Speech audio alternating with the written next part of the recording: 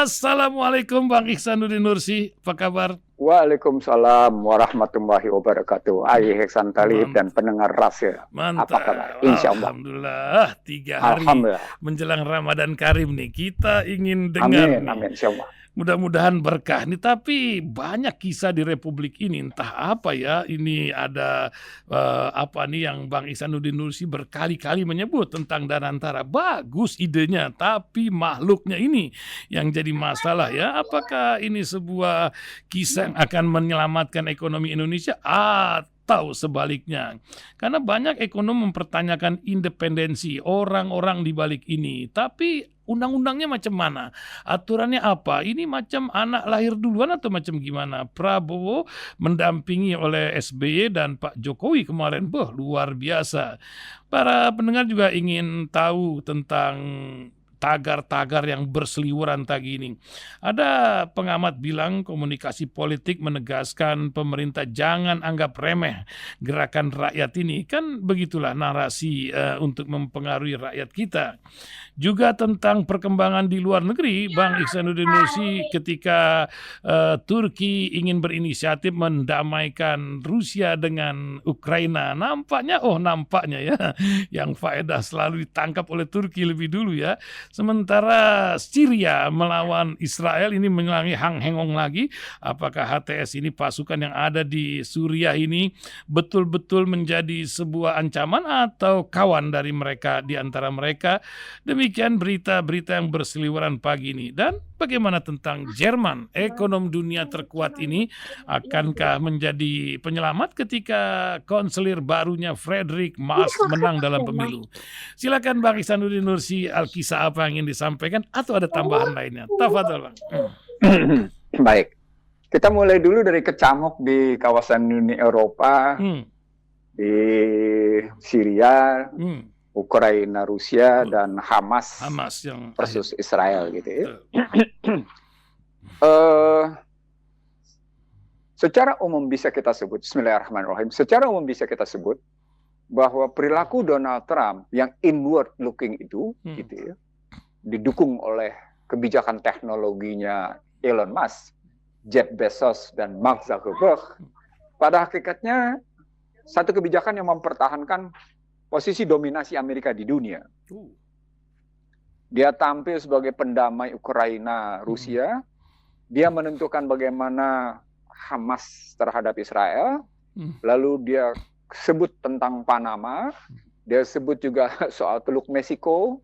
Dia sebut juga soal Kanada yang tadi sudah dibacakan beritanya. Lalu dia bicara juga tentang bagaimana menarik diri dari Paris Accord dan global climate change tentunya. Lalu kemudian mengurangi renewable energy dan kembali ke fosil. Dan saat yang sama, siapa saja yang tidak menggunakan dolar atau menggunakan BRICS, maka akan terkena sanksi. Ada termasuk soal imigran. Bahkan Immigration and Custom Energy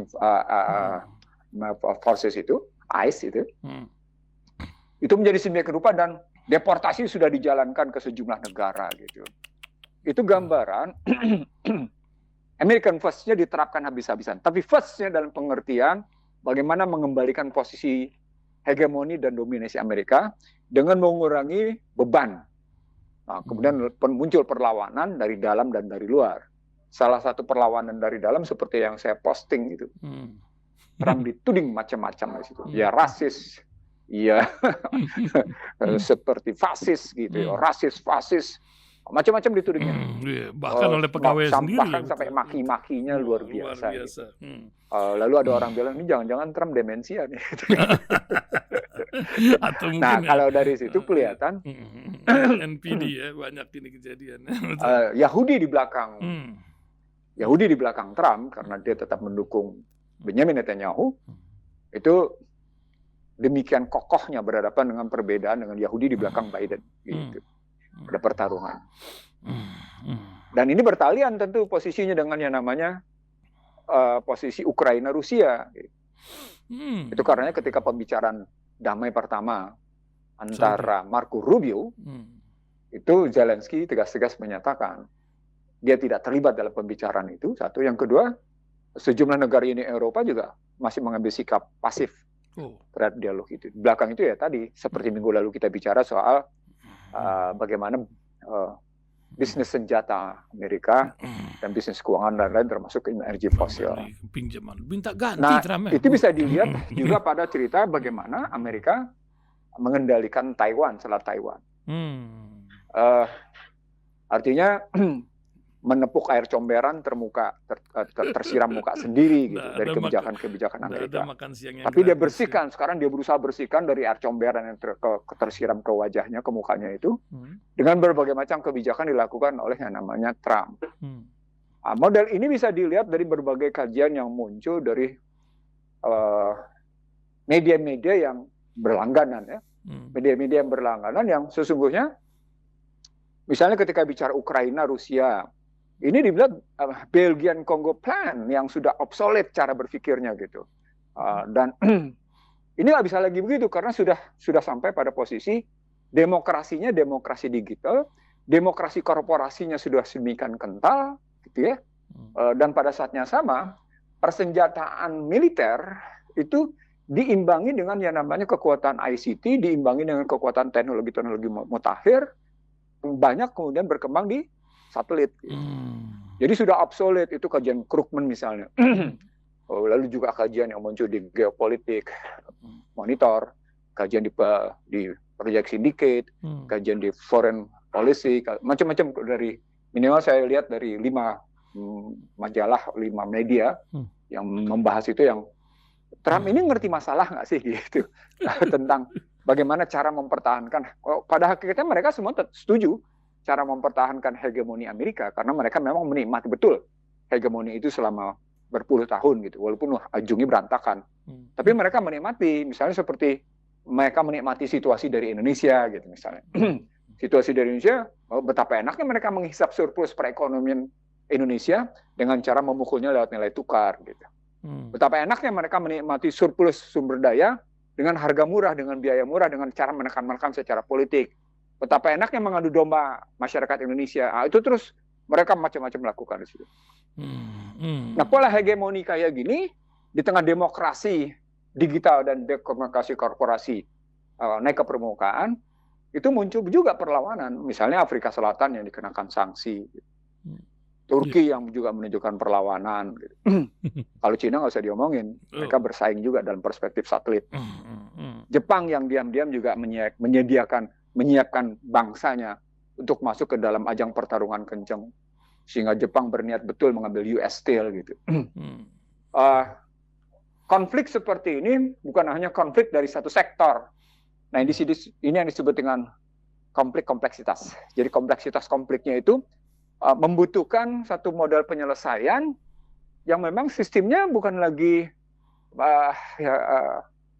umum gitu, the common conflict resolution, bukan lagi satu resolusi konflik yang sifatnya umum, nggak bisa lagi begitu. Itu yang disebut oleh berbagai kalangan bahwa common resolution konflik, resolusi konflik yang berbasis umum itu secara umum dalam rangka mendamaikan para pihak sudah tidak bisa berlaku lagi disebabkan situasinya memang begitu dinamis, demikian berkembang sedemikian rupa gitu. Poinnya adalah sumber daya manusia, human capital itu, sumber daya modal manusia, itu menjadi bagian utama dalam melihat sampai seberapa jauh resolusi konflik harus diselesaikan.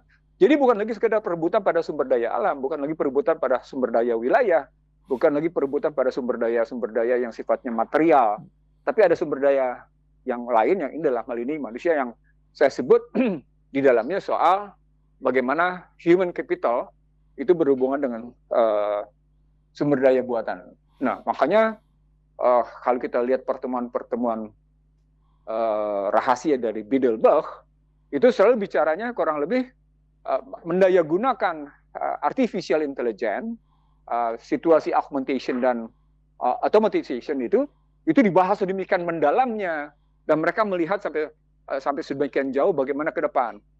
Nah, respon yang paling menarik justru muncul dari Malaysia. Berhadapan dengan civilization, berhadapan dengan peradaban, bagaimana dengan kultur. Merubah peradaban kita. Itu luar biasa gitu. Luar biasa, betul. Malaysia mencoba menyahuti.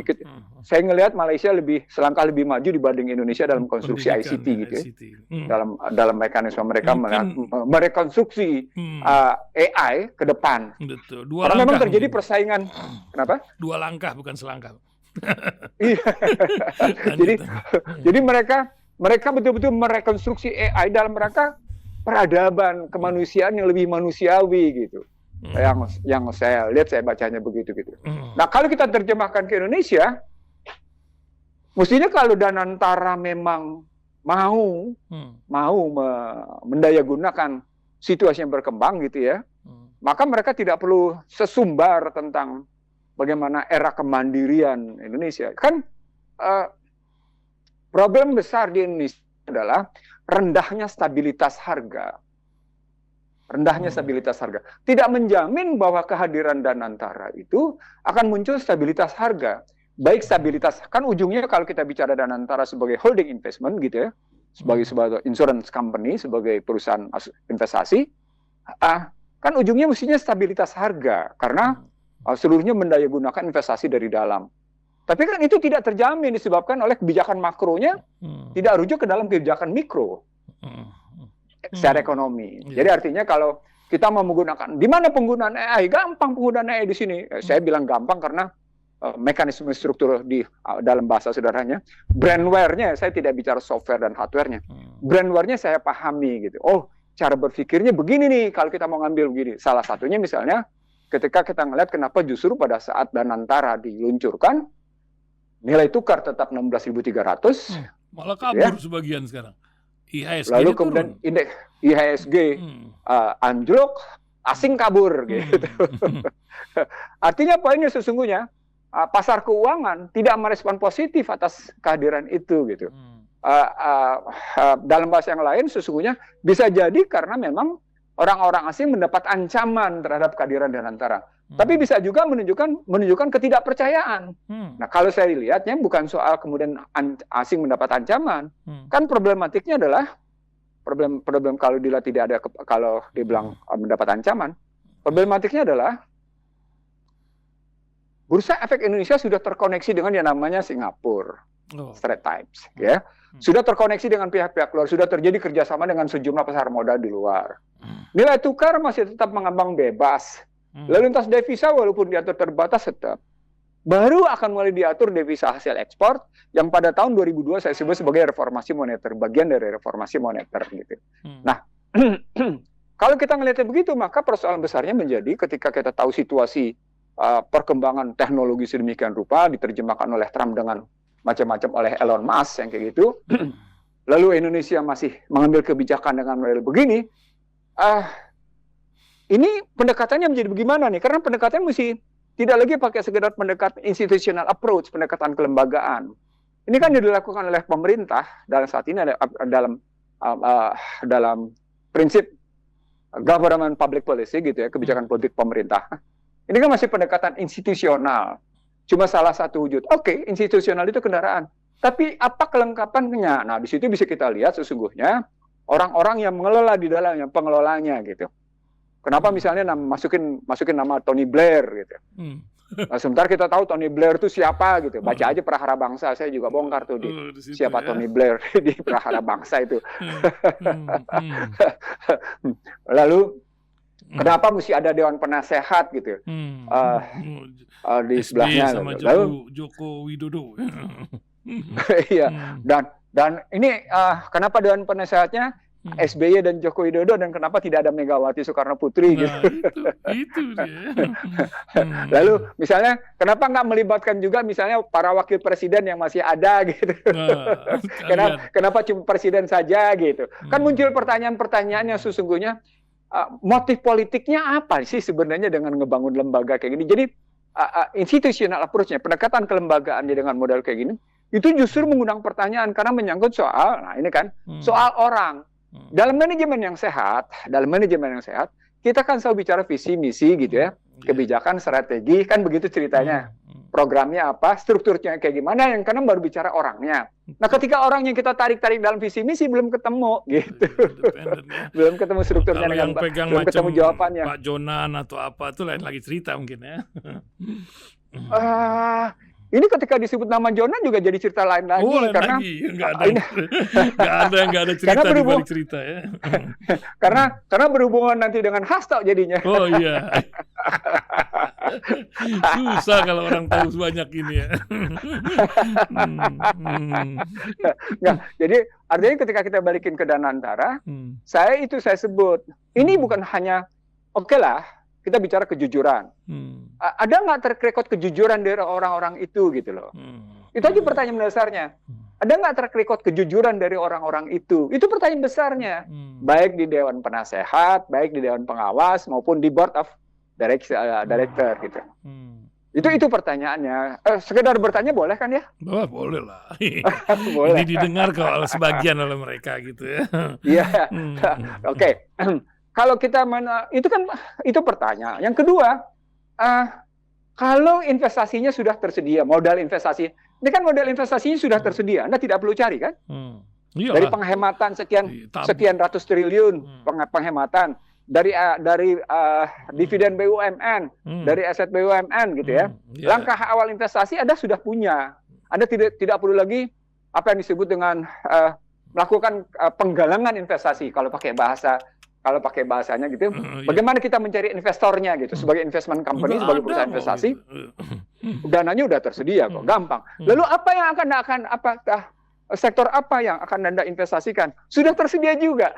14.000 triliun. Dari aspek itu badan ini terlampau mudah untuk dikelola.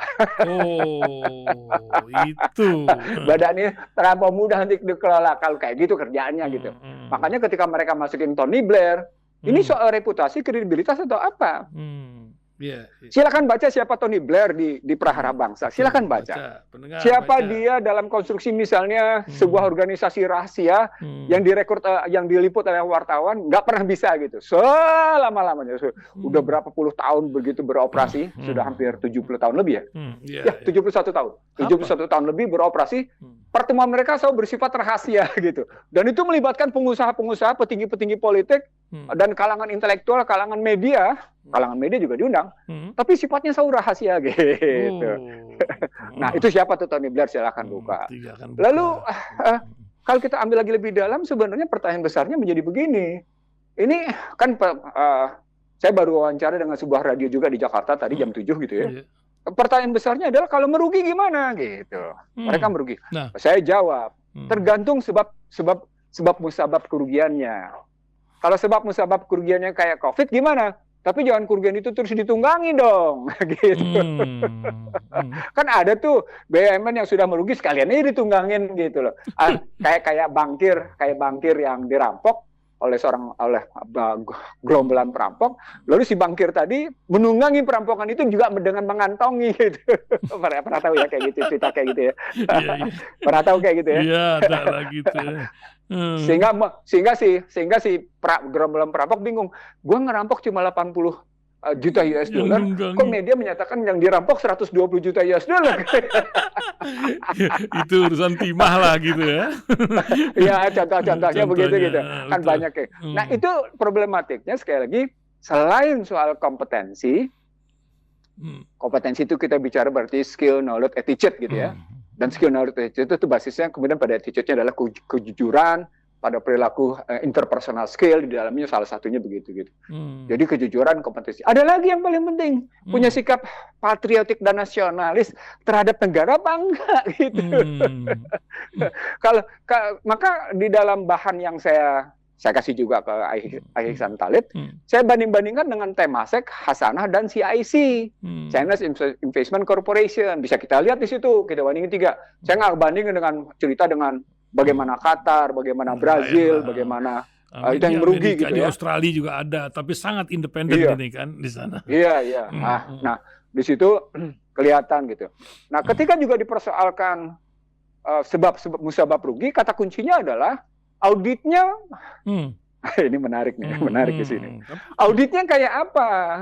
Auditnya audit pre-audit gitu ya.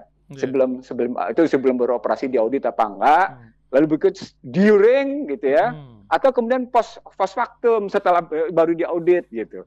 Itu juga menentukan model auditnya. Lalu perilaku auditornya bisa dibayar apa enggak? Perilaku auditornya sekaligus di sini. Auditornya mata-mata atau bukan? Nah, kan BPK ini yang akan jadi pemeriksa ini udah jadi lembaga kan bisa independen. saja. Ya paham, udah ada politik situ ya. Bisa saja menggunakan BPK mempekerjakan satu lembaga auditor asing untuk melakukan audit dalam rangka meningkatkan reputasi dan kredibilitas, bisa aja. Bisa. Seperti kasus dulu bagaimana BPK menggunakan PricewaterhouseCoopers misalnya, kan muncul di situ masalah macam-macam di situ. Saya terusin lagi. Lanjut. Kalau kita melihat dari Danantara kayak gitu, maka soal ujungnya adalah soal bagaimana komite resiko itu bekerja untuk menyatakan jawabannya merugi. Lalu komite resiko berkaitan dengan macam-macam. Ini kan soal akhirnya independensinya. Toh yang tanggung jawab nanti akhirnya juga negara. Kita sampaikan aja begini. Ya sudahlah. Nah, di sini ujung-ujungnya adalah di sini nih, saya nggak enak ngomongnya sebenarnya. Banyak teman-teman BUMN yang sesungguhnya punya sense of responsibility, punya sense of belonging, punya kemudian sense of stewardship, bukan sense of agency. Ini beda nih kalimatnya. Membedakan antara sense of agency sama sense of stewardship itu berbeda banget gitu loh. Kalau Anda menggunakan sense of stewardship, itu sikap amanah, sitqoh fatonahnya tinggi. Gitu. Sikap ihsannya tinggi di dalamnya gitu. Tapi kalau Anda menggunakan sense of agency, moral hazardnya juga tinggi. Pilih yang mana? Gitu. Nah, itu problem. Kenapa? Karena ya itu tadi rata-rata begitu gitu, sesuai dengan pengalaman saya, sesuai dengan pengetahuan saya, sesuai dengan riset yang saya bangun gitu. Itu soal Danantara. Banyak lagi hal-hal lain yang kita catat dalam Danantara, misalnya ketika ribut soal siapa yang berada di belakang Danantara, siapa yang menggagas Danantara. Gampang kok jawabnya. Bongkar aja ketika BCA mau dijual, Ihsanuddin Nursi ngomongnya apa gitu. Bongkar aja, gampang. Artikel saya di halaman 1 di sebuah media nasional nulisnya kayak gimana gitu. Halaman 1 loh di depan. Bukan sekedar opini biasa gitu. Ketika saya protes-protes fire sale itu obral, BPPN itu, saya ngomongnya kayak gimana gitu. Itu bisa dilihat itu semuanya. Dan itu saya bukukan, sebagian saya bukukan di Selamat Datang di Negeri Amburadul dan Kita Belum Merdeka gitu. Ada jejak digital. Dari sana, sesungguhnya ketika kita bicara era kemandirian investasi, dia berhadapan tetap dengan kebijakan makroekonomi yang vulnerable and fragile. Yang rentan dan rapuh gitu. Jadi kalau dibilang kan dari zaman awal reformasi sampai dengan sekarang, bahkan dari zaman yang namanya Mar'i Muhammad menjadi Menteri Keuangan, mundur lagi ke belakang, bahkan dari zaman JB Sumarlin menjadi Menteri Keuangan gitu ya, fundamental makro kita tidak pernah kokoh. Tidak pernah kokoh. Dan itu yang dipersoalkan oleh Bung Karno dalam 7 bahan pokok indoktrinasi. Apa itu kata kuncinya? Price stability. Stabilitas harga. Nah, kalau Joseph Stiglitz baru ngomongnya di 2011, Soekarno dengan timnya ketika berpikir tentang 7 pokok bahan-bahan indoktrinasi, sudah berpikir di tahun 1960-1961. Hebat kan? Apa tuh? Tapi itu tidak pernah. Saat itu dalam rangka membangun Dewan Perencanaan Nasional gitu. Bagaimana perencanaan pemikiran ekonomi di Indonesia dikumpulkan dari sejumlah perguruan tinggi. Jadi mekanisme perencanaan nasional di era Soekarno saat itu adalah mekanisme di mana seluruh kekuatan intelektual di Indonesia didaya gunakan untuk masuk ke dalam Dewan Perencanaan Nasional. Namanya DPRNAS yang sekarang menjadi itu DPRNAS itu cikal bakal Bappenas gitu ya. Nah, dari sana sesungguhnya bisa kelihatan bahwa Indonesia, orang-orang Indonesia bicara berpikir itu tidak kalah. Pertanyaan besarnya, ngapain ngambil Tony Blair? Nah, itu. Biar diterima oleh masyarakat internasional. Apa begitu juga, Bang? Nah, kalau mau bicara tentang masyarakat internasional, saya buka kartu sekarang. Ada seorang bernama Adnan Ganto. Oh, sopo iki? Saya ulang ya, ada seorang bernama Adnan Ganto. Dia pernah menjadi chairman JP Morgan untuk kawasan Asia Pasifik. Dia pernah menjadi board of commissioner untuk yang namanya JP Morgan Asia Pasifik. Kurang apa tuh? Itu orang Indonesia. Diterima. Itu orang Indonesia gitu loh. Dan statusnya JP Morgan loh. JP Morgan statusnya. Anda tahu siapa JP Morgan dalam klasifikasi industri keuangan di dunia gitu loh kelasnya. Dia bukan kayak macam Lehman Brothers yang ambruk atau macam Goldman Sachs yang terlibat dengan 1MDB kan gitu kan. Ya, apa kuat orang-orang macam gitu menjalankan peselancar seperti lembaga yang di atas BUMN ini sekarang ini. Ini kan yang jadi masalah. Begini, saya terus terang saya bilang, kalau saya melihat model pengelolaan keuangan makro di Indonesia kayak gini, sesungguhnya hanya karena kita berhasil diintimidasi, diindoktrinasi oleh pihak luar. Ini yang saya sebut sebagai 7I. Makanya saya bilang, Danantara tidak menjadi sarana yang cukup ampuh untuk mengatasi yang namanya price stability. Jika tidak diatasi yang namanya import energi, import pangan, namanya garam, nilai tukar mengambang bebas. Tambah lagi dengan yang namanya betapa kokohnya kekuatan korporasi domestik yang menguasai sekitar 3.000 triliun, betapa kokohnya perbankan nasional yang dikuasai oleh asing, itu loh. Jadi makroekonominya itu, moneter dan fiskalnya, itu belum terlampau kokoh untuk menghasilkan price stability. Itu yang mestinya difikirkan oleh pemerintah. Bagaimana memproduk price stability. Oke, ini bagian dari cara era kemandirian. Fine, jadi boleh-boleh aja. Tapi jangan salah. Jangan bilang ini era kemandirian baru seolah-olah menjanjikan. No, ini tidak menjanjikan apa-apa. Bahkan ada pendengar yang cukup kritis mempertanyakan apa bedanya dengan dana reksa yang sebenarnya juga investment company. Saya tambahin, apa bedanya juga dengan BPUI. Lalu saya jawab, lagi asuransi yang lain ya. Iya. Lalu saya bilang, asuransi apa lagi yang dipakai investasi secara salah, baik asal Jiwasraya maupun Taspen gitu kan. Itu kan sebenarnya lembaga investasi juga gitu. Harusnya. Nah, sekarang pertanyaannya. Pertanyaan berikutnya. Sabri. Emang mereka tidak bermasalah ya? Ini. Di situ jadi masalahnya. Maka kemudian orang yang menjamin hari tuanya sendiri dari gajinya akhirnya kehilangan jaminan hari tuanya. Kehilangan pensiunnya. Karena uangnya dirampok, karena uangnya dikorupsi gitu loh. Oh itu Jiwasraya kayak gitu, Asabri kayak gitu, Taspen kayak gitu gitu. Kondisinya. Begitu juga yang namanya mereka yang dimasukin ke dalam Danantara. Apa itu PLN, Pertamina. PLN merugi bisa kasih dividen, kan aneh. PLN menikmati PLN yang terus-menerus menikmati PMN bisa kasih dividen, gimana ceritanya? Itu kan obligasi. Begitu juga namanya. Itu kan tugas negara yang jalankan. Betul, lanjut. Iya, gimana ceritanya yang namanya Pertamina dalam posisi merugi itu bisa kasih dividen dan itu dimasukin ke Danantara.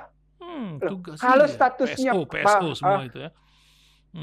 Kalau statusnya semuanya adalah captive market dari BUMN, ya Anda nggak usah pusing dong. Anda berarti dalam perspektif kayak gitu, sesungguhnya Anda sudah memenangkan persaingan dari awal. Karena market based approach-nya sudah jadi pakai pola pikir ekonomi. Market based approach-nya sudah oke, gitu ya. Resources based approach-nya juga sudah oke. Ya enaklah mengelola Danantara. Perusahaan enak monopoli, banget. Enak banget kalau kayak gitu caranya. Di mana daya juang Anda? Proyek yang akan Anda ambil juga sudah depan mata. Gampang kok. Nanti kalau berpikirnya begitu. Persoalan pokoknya, apakah itu Anda mampu lakukan seperti yang dilakukan oleh Temasek ketika Temasek beroperasi di 13 negara? Apakah Anda mampu seperti yang dilakukan oleh Hasanah juga ketika masuk ke kawasan-kawasan negara-negara lain? Atau yang dilakukan oleh CIC, di mana Cina telat membangun bangsanya dibanding Indonesia. Tapi Cina bisa begini-demikian rupa. Karena? What's the point? Apa poinnya? Poinnya adalah soal efektivitas dan efisiensi organisasi. Kalau soal bicara efektivitas dan efisiensi mengelola organisasi, di sini ketika masuk ke Danantara, saya menyebutnya sebagai bagian dari mentality financial disorder. Ada lagi tuh. Amburadulnya mentalitas Mentality. pengelolaan keuangan gitu melihatnya. Ya, wih, luar biasa, Bang. Ya, kan saya kan menyampaikan kajian secara terbuka. Ini loh, kajian saya secara terbuka 9 halaman tentang Danantara kayak gini gitu. Dari cerita yang ada gitu. Dan saya bagikan kemana-mana, silakan ngelihatnya gitu. Tanpa ada maksud apa-apa, tapi dengan maksud ini nih. Kalau kita memperbaiki, kan nanti ukurannya begini, ukurannya. Bagaimana kita menakar bahwa sesungguhnya Danantara tidak melakukan accounting and engineering atas laporannya. Itu. Saya terkawa ngakak karena saya tahu perilaku mereka dalam persoalan laporan keuangan gitu. Mantap. Nah, itu salah satu contohnya gitu. Luar biasa. Kita lewati dulu Danantara dengan strukturnya di mana presiden sebagai yang tertinggi dalam hal ini, tambah lagi kekuasaan presiden. Dan kita ingin dengar, Bang, ini masalah demokrasi yang sedang diagung-agungkan di berbagai tempat di dunia. Apakah dia sebagai sumber masalah atau dia sebagai jalan keluar dari masalah? Karena nggak lepas dari keadaan di negeri ini, berkedok dengan demokrasi, nampaknya ada korupsi, ada manipulasi, ada yang sisi lainnya. Tapi juga di dunia terjadi demikian. Dan bagaimana seorang Ihsanuddin Nursi 3 hari menjelang Ramadan ini mencerahkan kita. Jangan sampai kita terjebak pada demagog atau manusia populis, tapi orang-orang benar terbenam dalam kebenarannya. Silakan, Bang. Saya ngambil tes dulu tentang free market mechanism gitu, mekanisme pasar bebas. Kalau kita mengambil free market mechanism atau mekanisme pasar bebas, di dalam pasti selalu terjadi asymmetric information, informasi asimetri. Informasi asimetri artinya informasi yang dimiliki antara pembeli dengan penjual itu tidak sama atas barang yang ditransaksikan, atas jasa yang ditransaksikan. Bisa, ya? Itu yang dalam bahasa lain, informasi asimetri ini dalam kajian lebih dalam menghasilkan hadiah Nobel bagi Stiglitz. Padahal inti utama dari asymmetry information ini adalah kejujuran. Gitu. Artinya ketika kita tarik dalam free market mechanism problematiknya kejujuran, dan free market mechanism adalah terjemahan dari liberalisasi. Kalau di politik namanya demokrasi, kalau di sosial namanya individualisme, kalau di ekonomi namanya free market mechanism gitu ya. Maka sesungguhnya di dalam demokrasi sama, ada asymmetry information, ada ketidakjujuran. Entah ketidakjujuran si pelaksana, kan ada 5 komponen kalau kita bicara pemilu ya. Ada penyelenggaranya, ada pesertanya, kan gitu kan. Lalu ada kemudian mekanisme pengambilan suaranya, ada mekanisme bagaimana penyelesaian perselisihannya, kan diambilnya begitu. Yang kelima di situ baru kemudian kita bicara tentang bagaimana pertanggungjawaban atas konflik-konflik yang muncul lewat badan perselisihan. Kalau di sini menggunakan MK dan penyelenggaranya posisinya seperti apa gitu. Termasuk keuangannya dibongkar. Nah, kalau kita ngambilnya 5 hal itu tadi dalam pemilu, maka sebenarnya asymmetry information atau ketidakjujuran itu bisa datang dari berbagai kalangan. Bisa datang dari penyelenggara, bisa datang dari peserta, pelaku, bisa datang dalam posisi pemungutan suara, bisa datang dari badan penyelesaian sengketa, bisa datang dari problem keuangan gitu. Maka demokrasi langsung itu atau tidak langsung sekalipun seperti yang dilakukan di Amerika selalu mengidap persoalan kejujuran. Ini Amerika aja yang tidak menggunakan demokrasi langsung gitu ya, karena menggunakan electoral vote bukan menggunakan public vote gitu ya. Itu punya masalah. Anda bisa lihat bagaimana Trump ngebongkar tentang perilaku Demokrat dalam postingan dia di X gitu ya, yang pernah saya sebarluaskan karena Demokrat dianggap menggunakan nama-nama tenar atas biaya-biaya tertentu. Terus Trump menyahuti gitu. Atau bagaimana Trump misalnya dituding melakukan manipulasi pajak gitu. dari gambar itu. Atau misalnya bagaimana kita melihat biaya kampanye di Amerika makin hari makin tahun makin meningkat setiap 4 tahun sekali. Yang terakhir data saya, sumbangan biaya kampanye di sana, data saya terakhir menggunakan sekitar 3,17 miliar US dollar gitu. Itu cukup tinggi, berarti kan sekitar 50 triliun.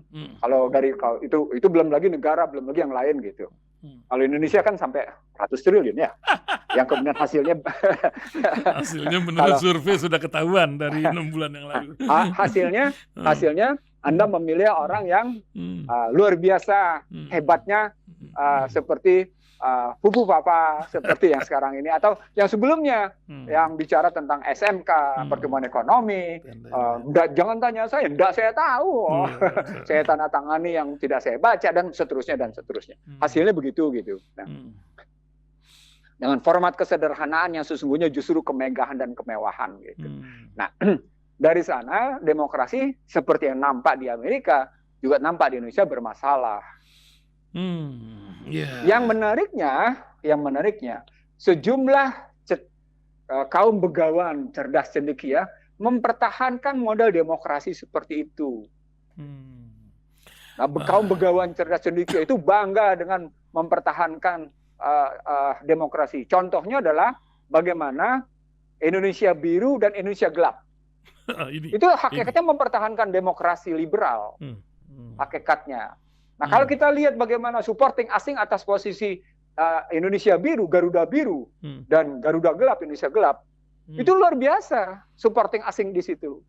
Nah, supporting asing di situ yang luar biasa itu menarik untuk kita kaji lagi lebih dalam. Ini sebenarnya dalam waktu yang singkat mahasiswa bisa bergerak dalam Garuda Biru, mahasiswa bisa bergerak dalam waktu singkat dalam Indonesia Gelap. Ini sebenarnya kayak apa nih di belakangnya? Boleh dong bertanya. Boleh dong bertanya. Masa nggak boleh bertanya gitu kan? Nah, dari situ gambaran bahwa apakah kita memang sedang menjalankan sistem bernegara yang sesuai dengan amanat para pendiri republik, atau kita sedang, ada orang istilahnya menggunakan membelakangi, ada orang menggunakan istilah meninggalkan. Kalau saya bilangnya enggak, apakah kita sedang mengkhianati semangat perjuangan, nilai-nilai perjuangan, dan cita-cita para pendiri republik? Atau kita memang sedang hasilnya kan begini, tidak ada demokrasi liberal yang menjunjung tinggi nilai-nilai kemanusiaan, enggak ada. Enggak ada. Anda mau mengatakan bahwa pendiri republik ini sudah mempersiapkan demokrasi ala Indonesia, begitu Bang? Harusnya. Nah, kalau dibalik di situ, para begawan cerdas cendekia demokrasi liberal itu mengatakan, di Undang-Undang Dasar 45 naskah asli itu tidak ada istilah demokrasi, tidak ada istilah pemilu. Di situ interpretasi sempit. Karena mereka tidak bicara baik-baik, gitu ya. Pasal 1 ayat 2 dan pasal 2 ayat 1 Undang-Undang Dasar 45 naskah asli. Kan ketika kita bicara tentang MPR sebagai penjelmaan kedaulatan rakyat, maka kata-kata penjelmaan itu harus distrukturkan. Distrukturkan dia ke dalam pasal 2 ayat 1 bahwa MPR terdiri atas DPR, gitu kan? Atas DPR, utusan daerah dan utusan golongan. Persoalan pokoknya bagaimana cara mengisi DPR, mengisi utusan daerah dan utusan golongan. Gitu. Nah, disitulah lahir pemikiran akademik yang konsisten dengan kata pembukaan. Maka pertanyaan besarnya menjadi, apakah Undang-Undang Dasar 45 yang sudah diamandemen 4 kali, yakni dari 99 sampai dengan 2002, konsisten dengan pembukaan Undang-Undang Dasar 45, konsisten dengan aturan-aturan pasal di dalamnya, ditemukan oleh kajian Komisi Konstitusi inkonsistensi pada paradigma, teori, dan konsepsi. Karena itu nggak layak dipertahankan. Maka jadilah negeri ini amburadul. Itulah yang saya sebut sebagai political disorder. Itulah judul buku saya. Selamat datang di negeri amburadul. Baca gitu ya. Bukan bayar ya. Mantap. Jadi kalau saya tulis lagi tentang prahara bangsa, saya tulis lagi bangsa terbelah. Itu karena saya konsisten dalam cara melihat dari cara pandang para pendiri republik. Jadi kalau dibilang, Ihsanuddin Nursi mau menang sendiri aja, mau benar sendiri aja. Loh, tergantung sudut pandang yang dipakai dong. Sudut pandang Anda, sudut pandang apa? Sudut pandang saya, sudut pandang konstitusi naskah asli. Karena saya lulusan tata negara. Saya pakai itu, gitu. Jadi saya mau mengatakan konsisten pada keilmuan saya. Nah, kalau ada konsisten pada keilmuan Anda dan tapi munculnya adalah inkonsistensi, ya bisa jadi ada pengkhianat, bisa jadi ada orang yang tidak kokoh pada prinsip-prinsip filsafat ilmu gitu. Kan filsafat ilmu menuntut konsistensi. Filsafat ilmu menuntut koherensi. Filsafat ilmu menuntut korespondensi yang dikunci secara keseluruhan bagi public benefit, bagi public domain. Sebagai sebuah perjanjian suci gitu, menuntutnya kan gitu. Nah, kalau perjanjian sucinya menjadi tidak suci, ya sudah. Jadi masalah gitu. Disitulah sesungguhnya hebatnya pembukaan Undang-Undang 45 yang mengarahkan agar setiap unsur negara, pejabat negara, itu tidak lagi mengenakan baju partai politiknya. Itu. Tidak boleh. Jadi ketika kemudian muncul jangan remehkan demonstrasi rakyat, jangan remehkan suara rakyat. Itu kan tuntutannya karena rakyat melihat petinggi republik masih menggunakan baju partai. Petinggi republik masih tidak mampu menegakkan hukum dengan baik. Gitu loh. Bukan pendiri republik, pelaksana republik ini, penyelenggara negara ini belum berhasil atau kalau dibilang belum berhasil, keterlaluan ya karena sudah satu generasi ya. Penyelenggara negara ini boleh dibilang kalau pakai bahasa teman-teman, terjebak pada gagal dia melaksanakan amanat konstitusi. Nah, itu kenapa? Karena pembukaannya bertentangan dengan batang tubuh. Nah, dari sana para partai politik memanfaatkan karena memang kedaulatan rakyat diambil oleh partai politik. Nah, dari situ muncul kemelut yang tidak bersudahan karena partai politiknya punya kelemahan, dibiayai oleh yang namanya para oligarki bisnis. Jadilah demokrasi korporasi. Nah, ketika demokrasi korporasi yang kokoh berhadapan dengan demokrasi digital, jadilah kemudian sikap political disobedient, pembangkangan politik. Maka muncullah kata-kata, Anda siapa? Apa yang Anda sudah kontribusikan bagi negara? Itu nggak boleh pejabat kayak gitu. Dan muncullah kata-kata, hidup Joko Widodo, endasmu. Itu kata-kata yang tidak layak dikemukakan oleh pejabat.